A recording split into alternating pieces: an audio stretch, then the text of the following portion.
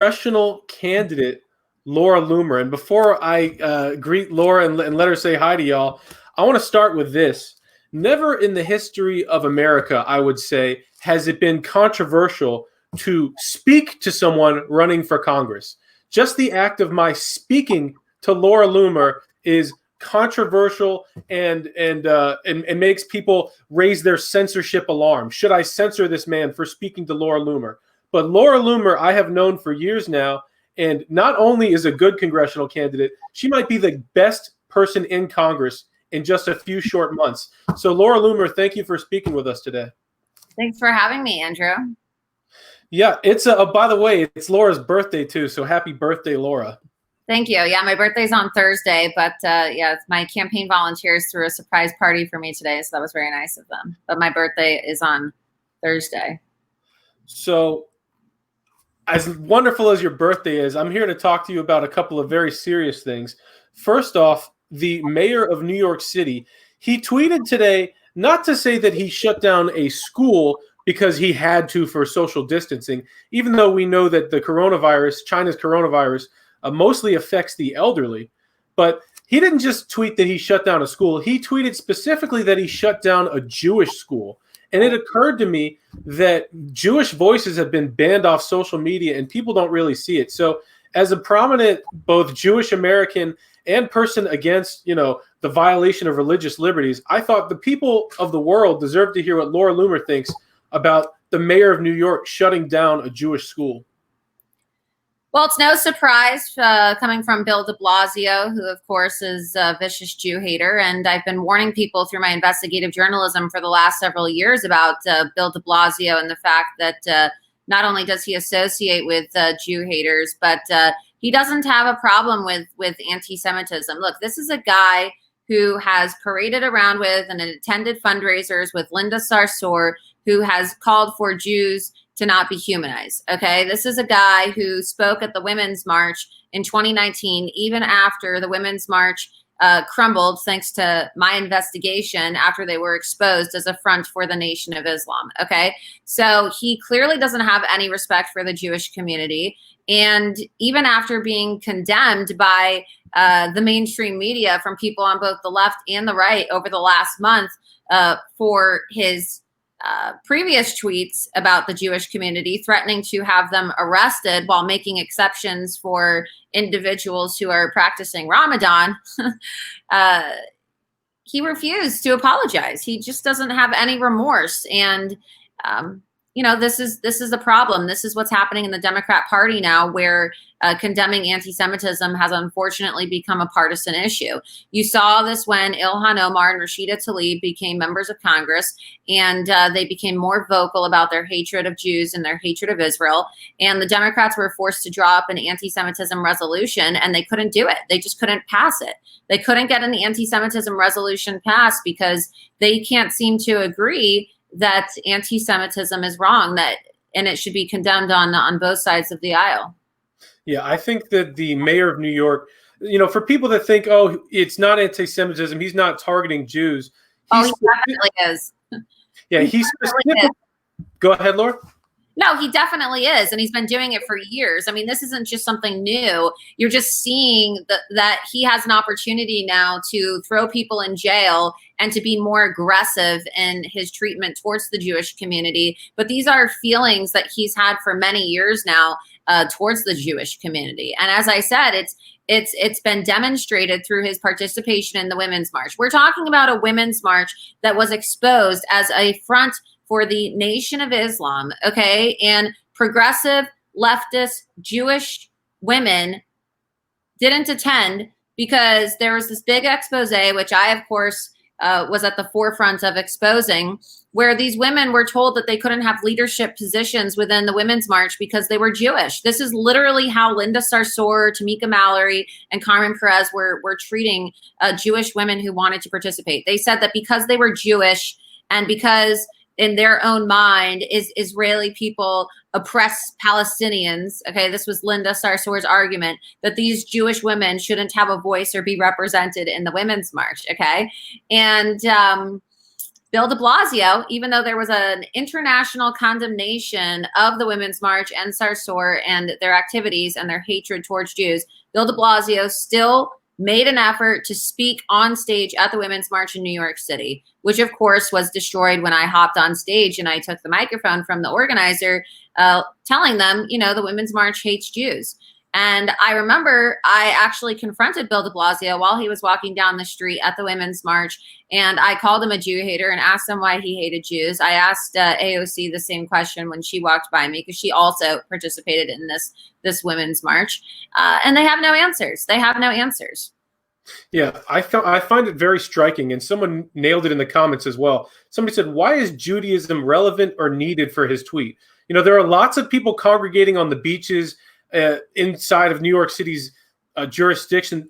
Bill de Blasio didn't say all of the people on the beaches. He didn't say all of the people in general. He specifically singled out the Jewish community with that tweet. And he did it again today, talking about a school. He shut down a Jewish school. So for the people that say they don't see, why do you think it's specifically targeting Jews? He's saying that specifically in his tweets.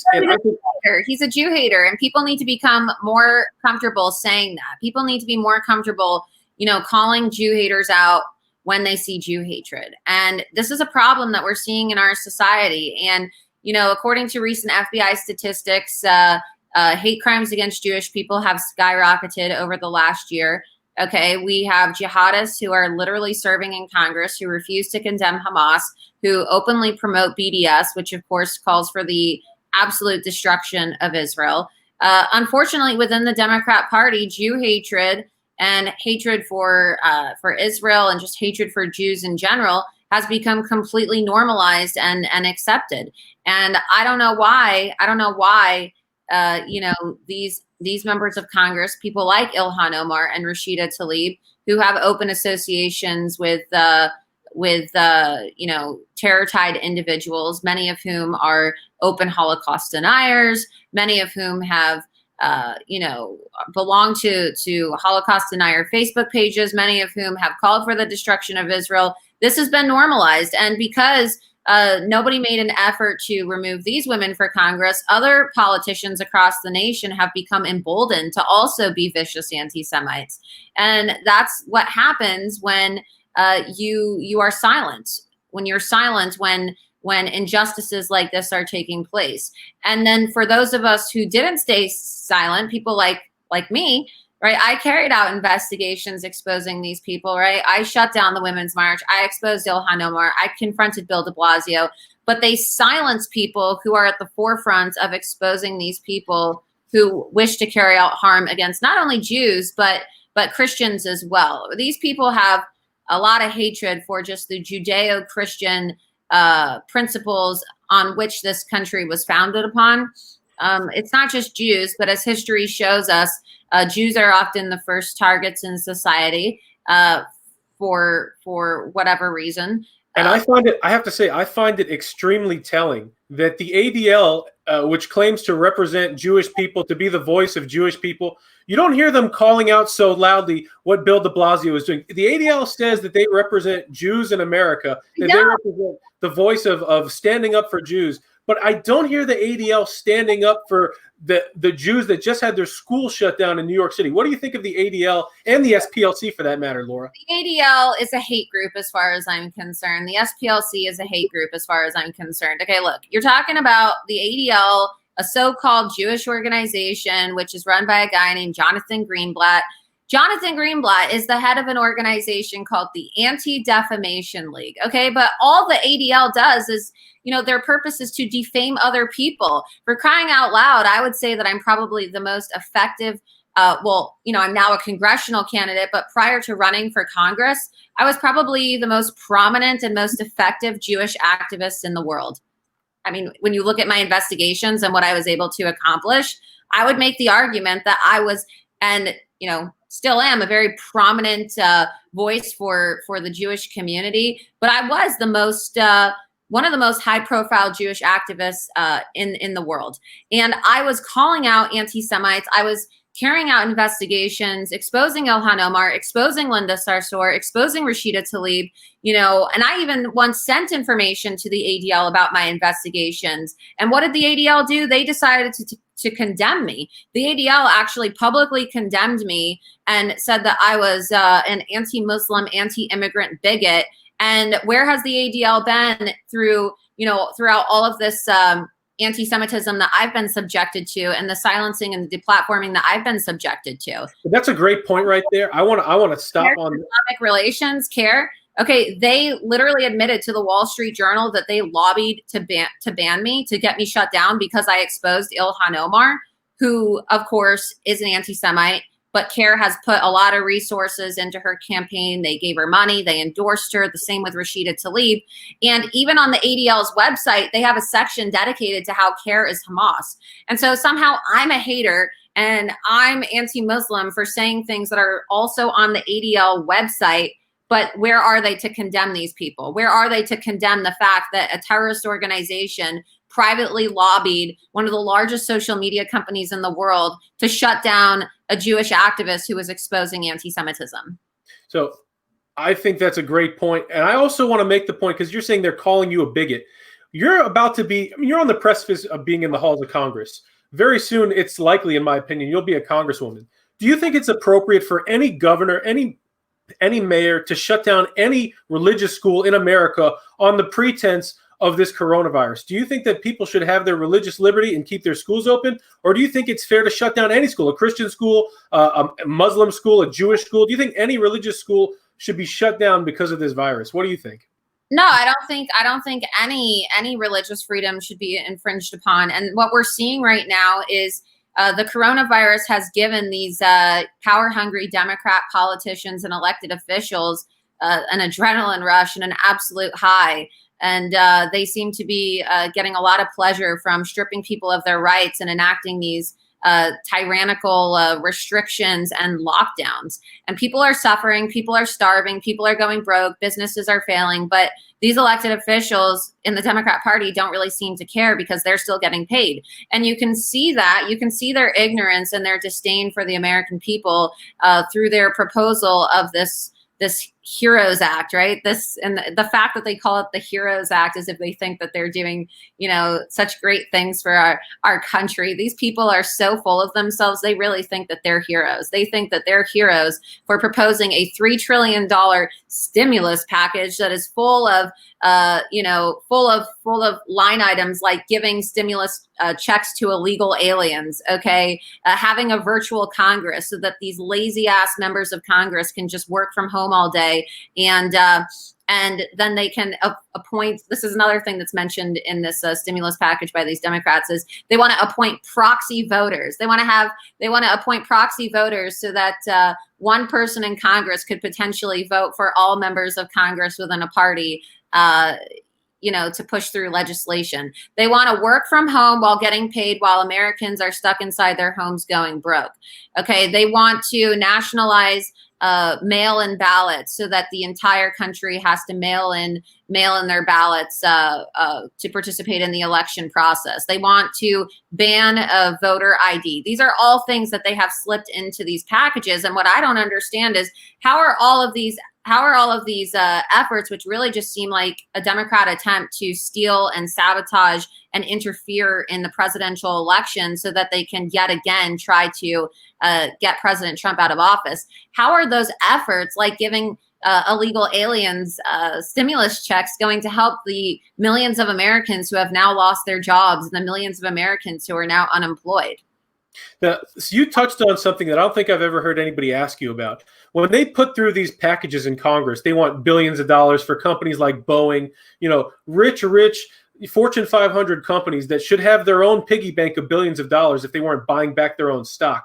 Would you be someone like Rand Paul that would stand up even against all the other Congress people saying, no, how could you block all of this spending of billions of dollars? Would you stand up and say we should not spend the American taxpayers billions of dollars on these rich corporations that should not need a bailout? What do you think? I think the more pressing matter here, regardless, despite these larger corporations, is the fact that you have American lawmakers, okay, these are members of the United States Congress who took an oath to uphold the United States Constitution, United States laws, trying to allocate funds to illegal aliens. Okay, so you have the Democrats that want to demonize large corporations, and that's a debate for another day. But what is the most egregious aspect of this entire stimulus package, or the HEROES Act as the Democrats are calling it, is the fact that they want to give taxpayer money that we don't even really have, okay? I mean, I don't know where they think $3 trillion is going to come from. They want to give it to illegal aliens. Forget about the American companies. I mean, what is going through these people's thought processes that makes them think it's acceptable to give money that is supposed to be allocated towards American citizens and suffering American business owners to illegal aliens? It's absolutely insane. Why is nobody talking about this? They're so obsessed with talking about, you know, the money that's going to larger corporations. But as far as I'm concerned, illegal aliens, foreign invaders, people who have broken our laws, okay, who are now grifting off of our system here in America. Why should these people be receiving any type of aid whatsoever when Americans are going hungry and struggling to feed their kids? With these Democrats, it's treasonous what they're doing. It reminds me of the fact that they want to lock up Americans that just want to work. They want to open up their own businesses, but they're releasing actual criminals, people that have committed violent crimes. Okay, now it's your turn to get released. But if you just want to go to work, oh, well, we just released this violent criminal, so we have space for you that wants to go to work. And none of this is justified by the science at all. They're releasing rapists, pedophiles, murderers. They're releasing them so these people, like, God forbid a child molester get coronavirus. So God forbid a pedophile get coronavirus. Oh my, what are we going to do? You know, he wants to release these people from prisons, and then all across the country, you're seeing innocent mothers get locked up and cuffed and sent to prison for trying to open their salons, like we saw in Texas, to feed their kids. Fathers being arrested, cuffed in front of their children in the parks for playing baseball with their kids. Okay, married couples trying to celebrate their anniversary at a Waffle House being arrested. But then these same Democrats who are advocating for Americans to be locked up and thrown in jail and have their rights infringed are also the same people who are calling President Trump a racist for enacting an executive order to cut off immigration in the middle of a lockdown. Okay, so while Americans, just think of how insane this is. We're not just talking about giving stimulus money to illegal aliens, but now we're talking about allowing for illegal aliens and immigrants to come into our country while Americans have had to close their businesses and are being threatened with arrest if they leave their homes under lockdown and quarantine. I mean, just think about that. Just where is the common sense, right? It seems like we don't have any common sense in Congress anymore. So there's certainly no common sense coming out of the Democrat Party. Yeah, I find it particularly egregious that when you look at the science, you look at the data, it doesn't justify what the Democrat governors want to do at all. It's entirely political, that they're telling people that they can't go to work, a complete violation of the Bill of Rights. It's absolutely disgusting, a fundamental human rights of what these Democrat governors are doing. And you just look, the red states are reopening. They're doing fine. People predicted doom and gloom in Florida and Georgia, and there's nothing doing. They're fine. Right, we're doing fine. And we're on, phase one here in Florida just began today. And Governor DeSantis is doing a great job. And what I want to know is what data specifically, what data are these Democrats basing all of their wild claims and accusations to get their proposals, right, to keep Americans on lockdown for another 3 months, which is what we're seeing happen in California. Where are they getting their data? From the CDC? From the CDC, which literally slashed their numbers in half and thought that nobody was going to notice? I mean, you can't trust the data. Not even Dr. Bricks trusts the data. She was in the White House the other day during one of these coronavirus briefings, and she said that she doesn't even know if she can trust data from the CDC anymore. So why should Americans? I mean, what data are we talking about here? You know? It's absolutely criminal, I think, what a lot of these people are doing, especially as Mike Cernovich has pointed out many, many times. The governor of New York, Andrew Cuomo, ordered people with coronavirus into the nursing homes when he knew, this is likely to kill them. Okay, I mean, I think there should be criminal charges against Andrew Cuomo if you want to know something.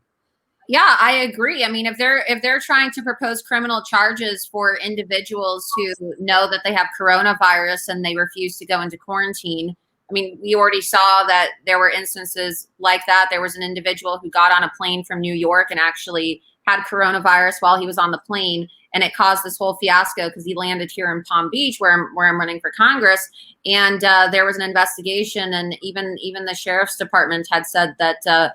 Possible potential criminal charges may be filed. So, if individuals can face criminal prosecution for traveling while knowing that they have coronavirus, then I don't see why somebody like Governor Cuomo shouldn't be charged charged for, I guess you could call it murder, right? It is what it is. I have some serious thoughts on charging him with murder. I absolutely think that's what should be done.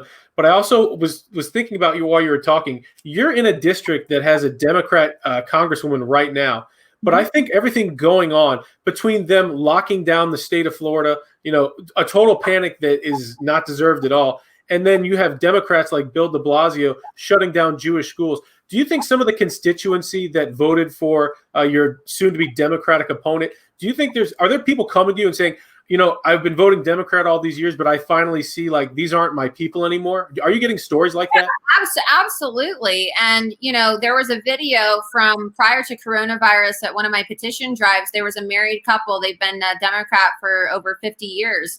And they signed my petition and they switched their registration to vote Republican. And every day I'm meeting Democrats and independents who are switching their registration and telling me that, they're one of the leading issues actually that is causing a lot of Democrats, especially here in District 21, to switch their registration and to support me is the issue of anti-Semitism. And Lois Frankel serves as the chair of the Democrat Women's Caucus. So she really has the authority and the ability to condemn these jihadists who are serving in Congress, people like Ilhan Omar and Rashida Tlaib, who of course support Hamas. They support ISIS. They have brought Hezbollah, Hamas, Muslim Brotherhood activists as their guests to Congress. They have invited Linda Sarsour as their special guest. They have drafted legislation and held events and even formed the Muslim Caucus with the help of CARE, which is a terrorist organization, and federal judges found that they were tied to Hamas. Okay.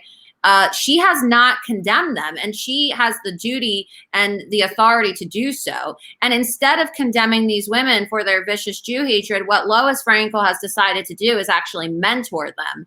And so you see her on Instagram live videos with AOC and Ilhan Omar and Rashida Tlaib, and she has a 100% identical voting record to Nancy Pelosi in the 116th Congress. So she's basically a puppet for Pelosi. And she's using her position to legitimize the hatred and the anti-Semitism that is now coming out of the Democrat Party. And so it's safe to say that my opponent, Lois Frankel, truly is a self-hating Jew. Okay, this is a woman who claims to be pro-Jewish, pro-Israel.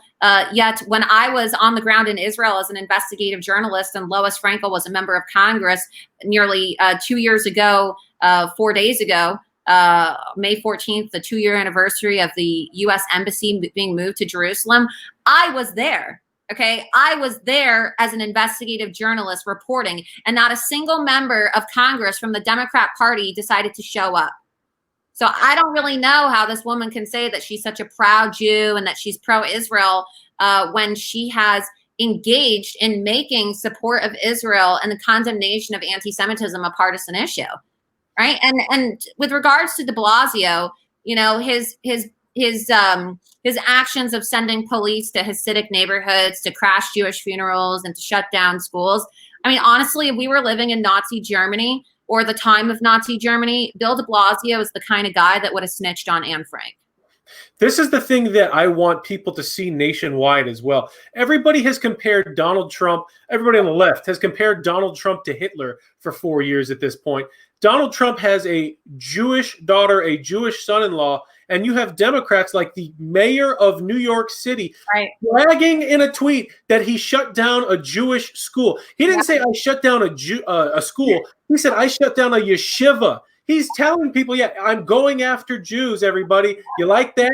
You like that, everybody? It's so obvious. And for all of the virtue signaling on the left, all the PC culture on the left, for so many years, they've been telling us how Donald Trump's a bad guy. He's just like Hitler. For them not to speak about what Democrats like Bill de Blasio is doing is absolutely disgusting. And I think everybody that is in the middle needs to see this. And so everybody that wants Donald Trump to win, that wants America to be revived, they need to be waving this as a flag in the faces of people on the left and the middle. Hey, you see this? These people are not tolerant. They're not for like, hey, diversity. They actually will shut down people that believe in God because they vote the wrong way. You know, these people are absolute fascists. Yeah, going back to the ADL too, what's really funny about the ADL is we just discussed how they have not condemned Bill de Blasio for his targeting of the Jewish community in the middle of a pandemic, okay? And mind you, this is further targeting of a Jewish community in New York. And I think that the Jews in New York have already been traumatized enough over the last year, okay, where you had beatings and targeted attacks on Orthodox Jewish men and women who were walking down the streets who had the crap beaten out of them by Black Hebrew Israelites, another Nation of Islam group endorsed and supported by people like Ilhan Omar and Rashida Tlaib. Where was Bill de Blasio to condemn all of these attacks against Jews in New York? Okay, where was he? I never saw Bill de Blasio condemn it. Okay, I never saw AOC condemn it. You never heard them really speak out when Black Hebrew Israelites went to a Jewish supermarket and opened fire, killing innocent Jewish people. You never saw that happen. You never saw them condemn that behavior. That's 100%. I mean, this is a continuation, and I just want to know, when is enough enough? That's 100% correct. And I think that's why it's even more dangerous to censor voices like yours when there's not a lot of Orthodox Jews on Twitter or people that would stand up for Orthodox Jews being so close to that community. There's not so many people like that on Twitter. And I think Twitter has had a very bad pattern, banning people like you, like Mike Morrison, who's account Office of Mike. You know, there's not that many huge Jewish voices on social media. And they took out maybe number 1 and 2 and you and Mike Morrison. And I think there's a pattern there that people aren't seeing. So as a member, Jew hatred, and I warned people about this. If you recall, when I handcuffed myself to Twitter, I was literally banned from Twitter. There's all these lies out there and misconceptions about why I'm banned, and people seem to have very strong feelings about me, like very, very strong feelings, and they don't even know me. And a lot of people don't even know why I was banned. They just assume that I posted hate speech because they believe the lies that have been perpetuated by these Jew haters in Silicon Valley. Okay. And I was banned for a tweet in which I called Ilhan Omar anti-Jewish. All I said was Ilhan Omar is anti-Jewish, and that's what Twitter said was hate speech. So I don't understand how that's hate speech when you have the Democrats proposing anti-Semitism resolutions. And then in my famous protests outside of Twitter, when I handcuffed myself to their headquarter office wearing the yellow star to signify how conservatives really have become, the new Jews and the targeting and the silencing of conservatives and the making lists and the demonization and the blacklisting and the debanking and, all the targeting that we're seeing against conservatives is exactly the way that Jewish people were treated in the time leading up to the Holocaust, right? The Holocaust didn't just begin with shoving Jews in gas chambers and putting them on trains to Auschwitz and other death camps. No, it began with the demonization of an entire group of people in society with the help of the media to further enrage other members of society to make them hate the Jewish people. Then it began with the debanking and the financial blacklisting, okay, and the shutdown of Jewish businesses and the attacks on Jewish businesses, until eventually you had people convinced that it was okay to round Jews up and send them to concentration camps and put them in incinerators, right? And this is exactly what is happening in our society today, is that along with big tech and along with these progressive radical leftist organizations and along with the Democrat Party, together they are working to demonize an entire section of society, okay? And we're talking about Trump supporters. We saw this with Maxine Waters in the way that she said that it was okay to assault and to harass Trump supporters, okay? And then they find people to basically be the spokespeople for the movement, who they then ban and these are high-profile individuals, people like myself, or Milo Yiannopoulos, Gavin McInnes, Alex Jones, people who they can say are representative of this movement.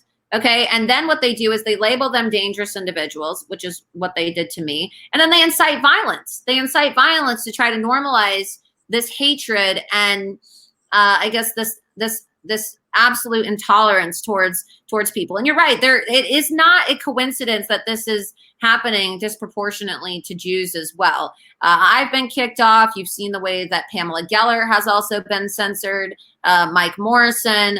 There were several large accounts in Israel that were dedicated to exposing the Muslim Brotherhood, and several large Zionist accounts on Twitter who have been purged for simply condemning acts of terror. You have Robert Spencer, who has been censored as well. I mean, a lot of people who speak out against anti-Semitism, who speak out against Islamic terrorism, who support Israel, tend to be shut down. And for some reason, Twitter and Facebook find supporting Jewish causes to be hate speech. And I think it has a lot to do with their bias and their business relationships with terrorist organizations that have made it their goal to see the destruction of Israel. And that became increasingly more apparent this last week when you saw the Facebook advisory board and they appointed a world-known Muslim Brotherhood activist. Okay, the Muslim Brotherhood is a terrorist organization. They put this lady on their advisory board. And this is the same company, Facebook, which said that I'm a dangerous individual. Okay, they literally designated me and Paul Joseph Watson and Gavin McInnes and Alex Jones and others as dangerous individuals. And then they said that it was okay for people to post death threats against us because we're dangerous individuals. Okay, so not only are these companies participating in the perpetuation of Jew hatred, but they are also inciting violence against Jews. They are actively supporting movements that are encouraging another genocide of the Jewish people. And this was seen in the way that they banned me for saying Omar's anti-Jewish. But then when Louis Farrakhan said Jews are termites, what do you do when you have termites? You call an exterminator. Louis Farrakhan said he wanted to exterminate Jews and that Hitler was a good man, and Twitter literally issued a statement saying that wasn't a violation of their terms of service. Yeah, I think a way to say that it wasn't. I think what people need to understand also is in America, there's a big movement against devout people that are both Christian and Jewish, and a lot of people don't see what's happening to Christians in America as well. YouTube just banned John Piper's Coronavirus and Christ audiobook for violating community guidelines. John Piper is one of the most righteous Christians in America, and they're banning his audiobook. And I think what people don't see is this is the exact same agenda that China has. China, if you're a religious Christian, a religious Muslim, even a religious, I don't know how many Jews there are in China, but China is against all forms of devotion to God, because if you're putting God above anything else, then you're not putting the Communist Party above everything else. And I think people in America need to understand that taking out religious Jews, Christians, it's a big movement to try and subvert America. And it's sad to say that they might be using other religions against Christians and Jews in America, but people need to understand there is a communist agenda that wants to take down anything. Yeah. If you're devoted to anything that's above communism, you must be taken down. And I think people need to understand. That's why Christians, Jews are under attack, and everybody that believes in God needs to unite in America. And what's really interesting too is how, these big tech social media companies, they target people who are religious, whether you're a Jew or you're a Christian. And then what they do is they ban you and they accuse you of hate speech and they accuse you of being a bigot and they accuse you of being hateful. Well, these are the same social media companies, the same big tech companies that have decided to partner with the communist Chinese party. Okay, they have decided to outsource their manufacturing to China, okay, a communist country. And I find it rather ironic and rich that these companies who have totally defamed me and accused me of being an anti-Muslim bigot, they are the ones who are actually anti-Muslim. Okay, I'm not anti-Muslim, I'm anti-Sharia. But you know what is hateful, and you want to know what is anti-Muslim? Sitting by and allowing for a communist regime to put Muslims in concentration camps and to still do business with them. And not only has big tech decided to continue doing business with China while knowing that they are putting innocent Uyghur Muslims in concentration camps, but there were several reports that came out during the coronavirus that said that when China had to shut down some of their factories, when they had a nationwide lockdown and quarantine because of COVID, they were actually putting Muslim slave laborers, so these innocent Muslim Uyghur prisoners who are put in these concentration camps, they were utilizing Muslim slave laborers to produce their products, like their iPhones and their other devices. So how do they justify their behavior? This is an egregious humanitarian crisis and a serious injustice against a group of people that is being upheld and accepted by the largest tech companies and the most powerful tech companies in the world. But they're classic projectors, right? And this is the same thing with the ADL and the SPLC. Every time they accuse somebody of racism or anytime they accuse somebody of being intolerant, chances are they're just projecting the behavior of that they themselves are actually guilty of onto others. And that's what we see with these people is they are classic projectors. Yeah, that's 100% right. And I think that something that also they're projecting onto us, they like to say, oh, Donald Trump wants to shut down the freedom of the press. The conservatives want to shut down the freedom of the press. Meanwhile, journalists like Laura Loomer, like Alex Jones get banned off the internet. The free speech totally destroyed, in the public square. And they are cheering for it. They're cheering for it like circus seals. They're cheering for the destruction of the First Amendment because we know these big tech companies are monopolies and they're cheering on. So the left is projecting all the time saying that, Donald Trump wants to destroy the media. No, they're fake. They're not the media. They're total DNC activists. They don't care about real journalism. And they would love to see the media shut down. So they project that onto people like us and the people that would vote for Donald Trump. How does it feel to be the most censored woman in the world, Laura Loomer? Well, at first it was all very devastating and it was very hard to deal with. But now I've just decided to allow it to empower me. And I'm using what has happened to me to take action. And when I was, universally deplatformed and became the most banned woman in the world and was labeled a dangerous individual, and I had my civil rights violated, and I was debanked and deplatformed, and even my own bank shut me down, for simply being and existing and breathing as a conservative, I was inspired to take action. And I started to think to myself, I'm a well-known person. Okay, I'm pretty well-known in the world. I have a lot of media contacts, a lot of political contacts, and nobody was doing anything. They were allowing this to happen. And I started to think to myself, what has happened to me is going to start to happen to other people if people don't start to stand up and do something. And when I was shut down during the congressional hearing and auctioned off, not by a Democrat, but by a Republican, when I dared to stand up and confront Jack Dorsey for committing perjury during the tech hearing, I realized that it's, two sides of the same coin. And when you look at the FEC reports for a lot of elected officials in Congress, whether they're Republican or Democrat, people on both sides of the aisle are taking money from big tech to turn a blind eye to this issue. Okay. And the First Amendment is not for sale. The First Amendment is not something that can be auctioned off. Okay. The United States Constitution is not for sale for the highest bidder. And my civil rights, your civil rights, and the civil rights of all American citizens is not for sale. Okay. And so I decided to run for Congress, and it's been very successful. When I launched my congressional campaign, people laughed at me on the left and the right. I mean, Republicans and Democrats, they made fun of me and they said, oh, Laura Loomer doesn't have a chance. She's never going to win. She won't even raise a dime. This is just a joke and an attempt to get back on social media. Well, I'm not on social media. I don't have any campaign social media. I'm not on Twitter. I'm not on Facebook.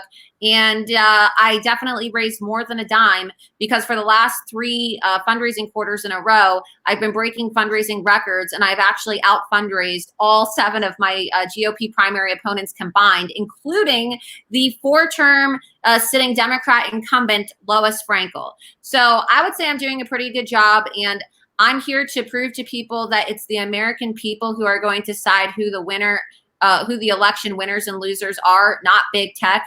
Our elections are not for sale. And they are certainly not up to big tech to decide, even though they strongly have a desire to interfere in our elections and to, sway the election, which is seen in their massive censorship of conservatives, even now in a presidential election year. And, they're not just doing it to people like me. They're doing it to the president of the United States. They are censoring a sitting president in the middle of a presidential election year.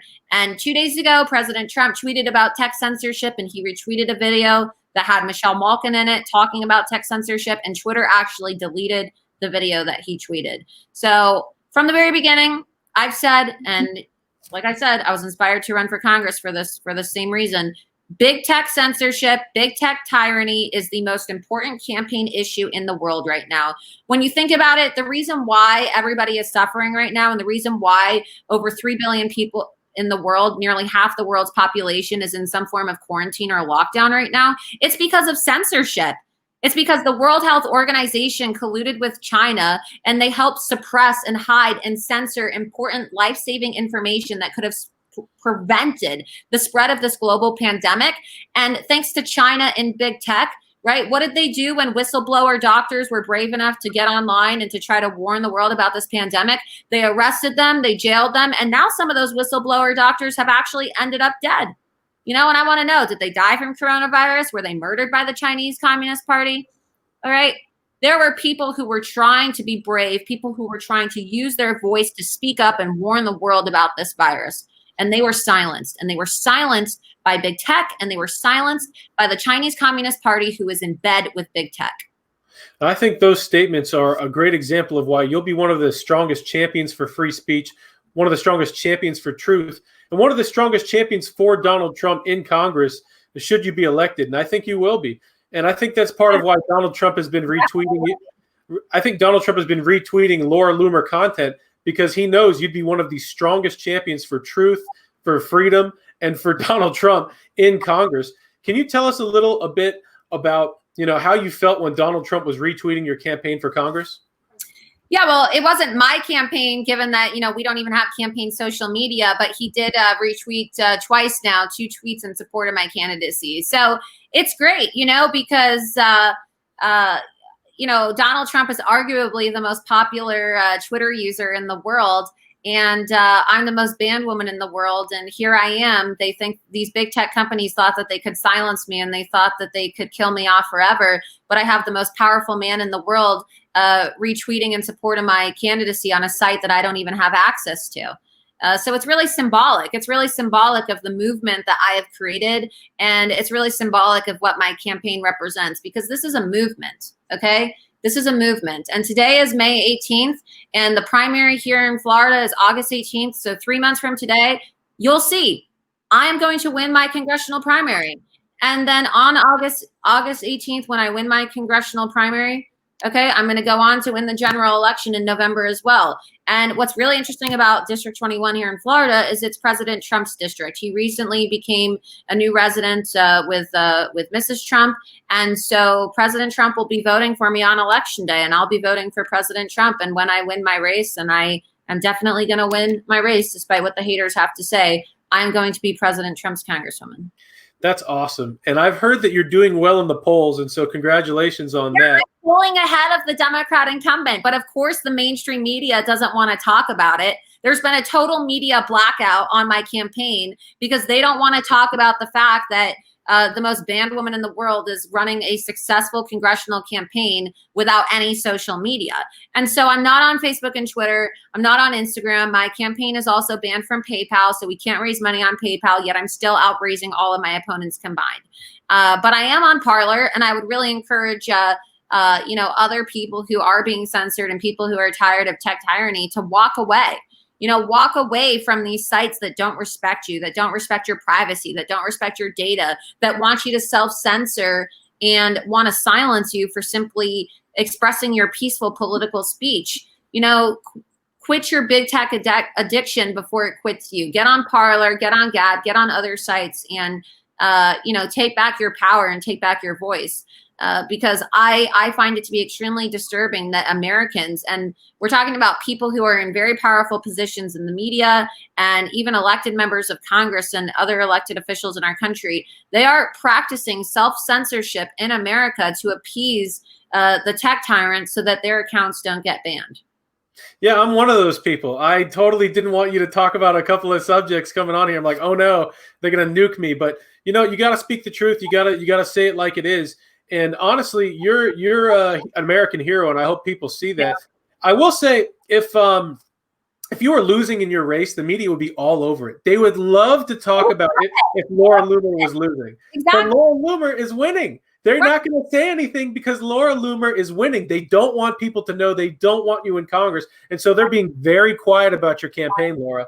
They're very quiet about it. And, even when I get celebrity endorsements, or even when I'm, breaking fundraising records, or even when President Trump himself, retweeted the New York Post article in support of my candidacy. I mean, President Trump 2 weeks ago retweeted a tweet posted by Carl Higbee that said that I've known Laura Loomer for years, and I always said that if she was going to run, she would win her run for Congress. And it was a link to the New York Post article. And the president retweeted that. So you would think that the media, which is constantly triggered and constantly looking for a headline to write so that they could, have another Orange Man bad headline.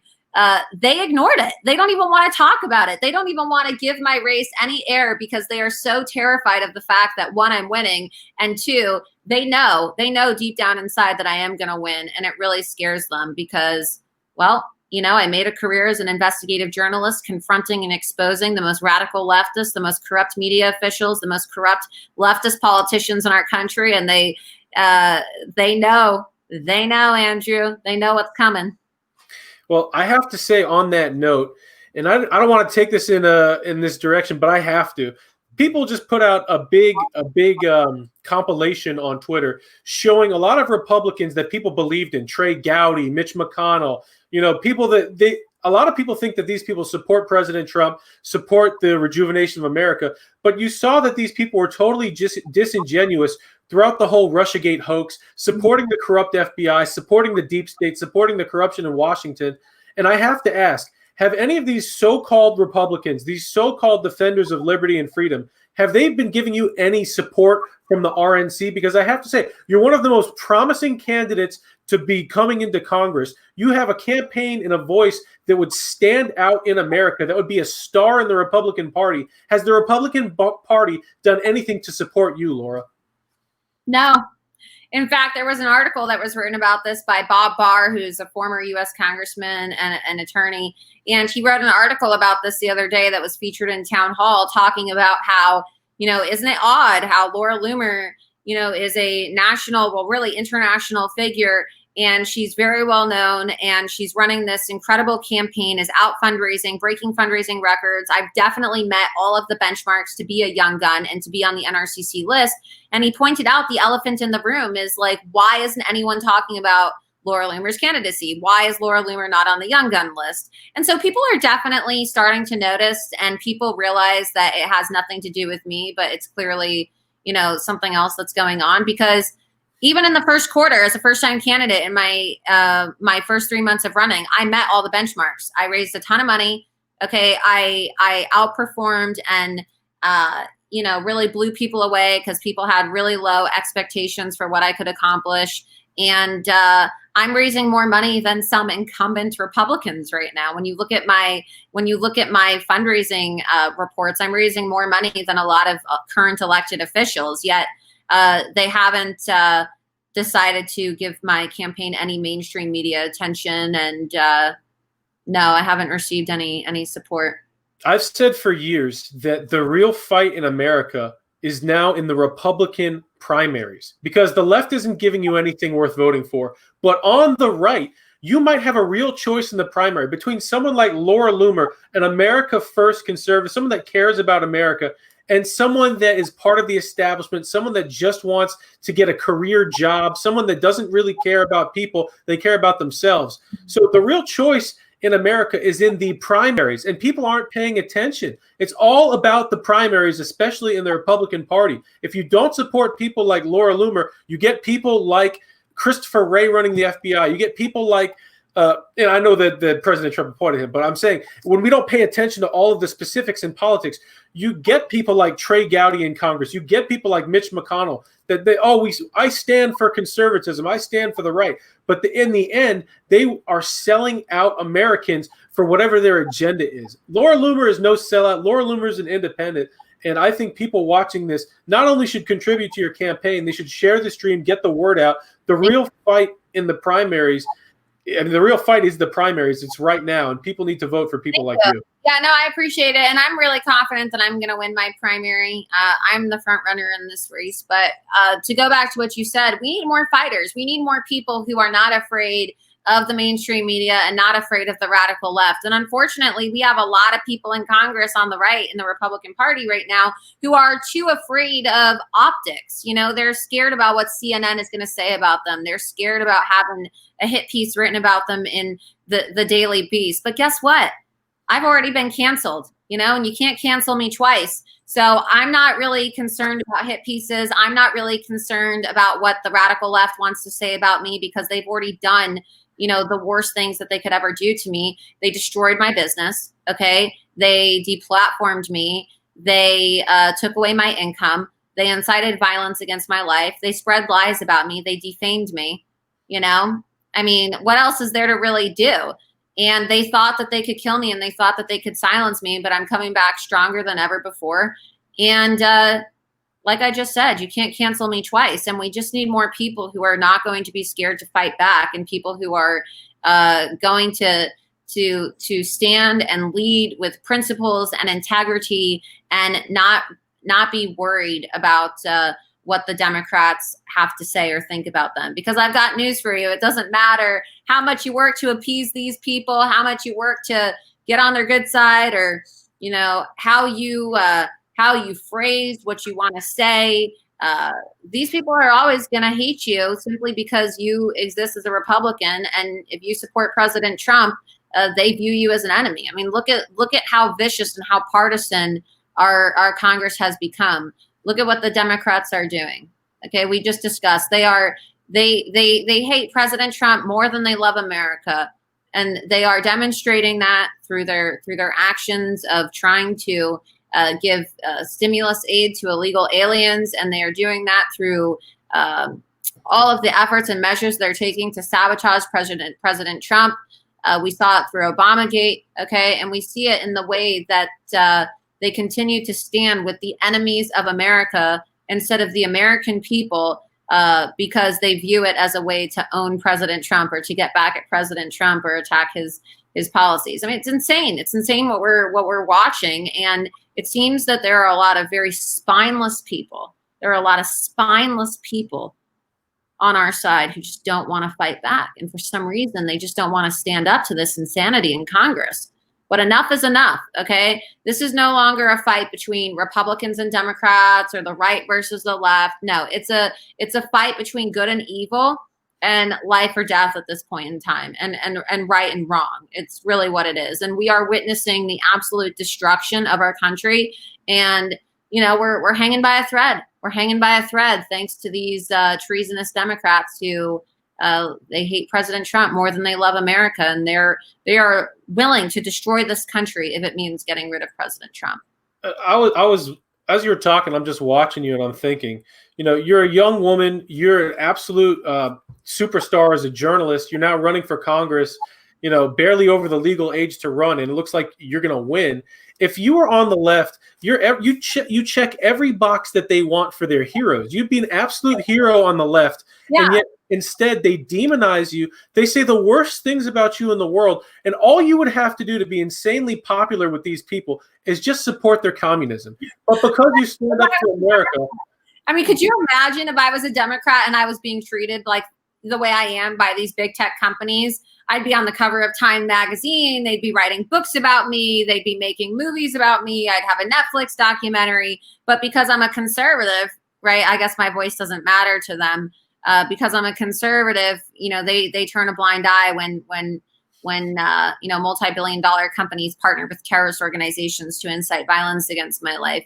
And you would also think that even if they disliked me, you would think that just the absurdity of my situation, it sounds conspiratorial because it just seems too crazy to be true that a tech company would partner with a terrorist organization to target and silence a Jewish journalist. But it really did happen. And you have no PayPal, no Uber, no Twitter, no Facebook.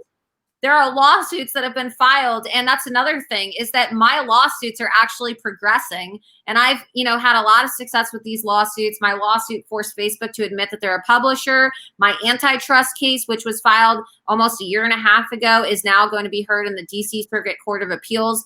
And where's the media? Where's the media to talk about these lawsuits and what they represent and what they mean for the future of free speech in America? Yeah, I think that the censorship of Laura Loomer is because they know that the more people see you, the more people will like you, the more people will see that what the left is pushing is a lie.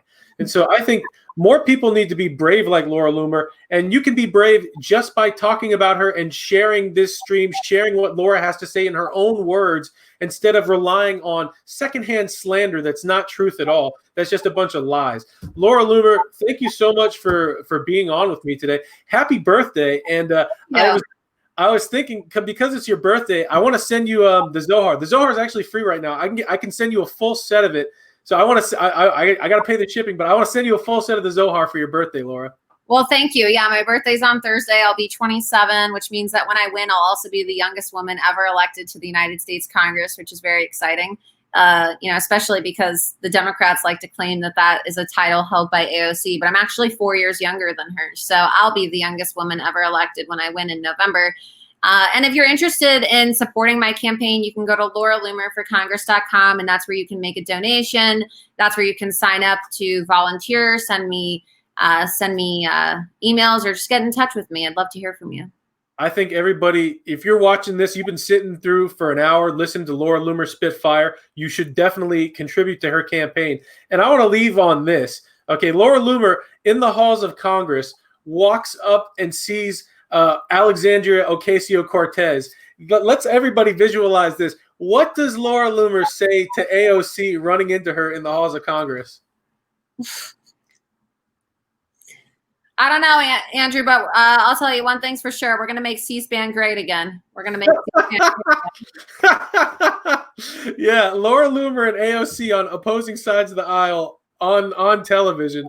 That's what you all have to look forward to, contributing to Laura Loomer. Get an actual fighter in Congress that stands up for American values, for truth, for liberty. We can end these lockdowns, getting people like Laura in Congress. You never have to suffer through anything like this again. Getting people like Laura into your state houses, into your government. I'd love a seat right next to Ilhan Omar on the Foreign Affairs Committee. I'd love to just sit right next to her, and that's another thing. I don't understand. I mean, there's just so much craziness, not to go on into another, I guess. I don't understand how people rationalize having a woman who used her position in Congress to advocate for 9 men in her district who were accused of joining ISIS. I don't understand how there's not more outrage, even by the Republicans in Congress, how this woman is serving on the Foreign Affairs Committee and she has access to our classified information. It's pretty wild stuff. And, I'm willing to bet money.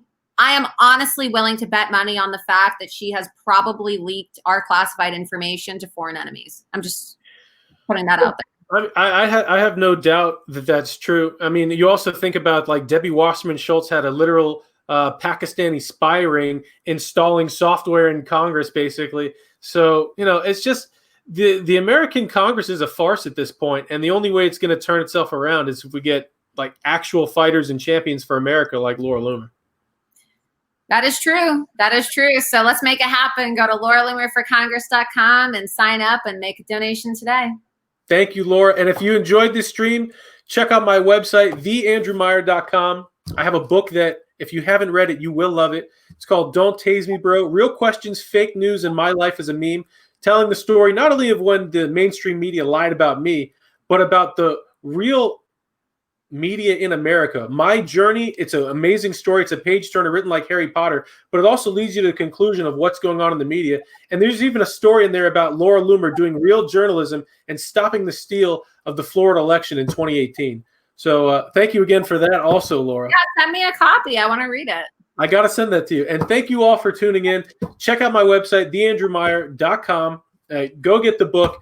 And Laura Loomer, thank you so much for being with us today. Thanks for having me.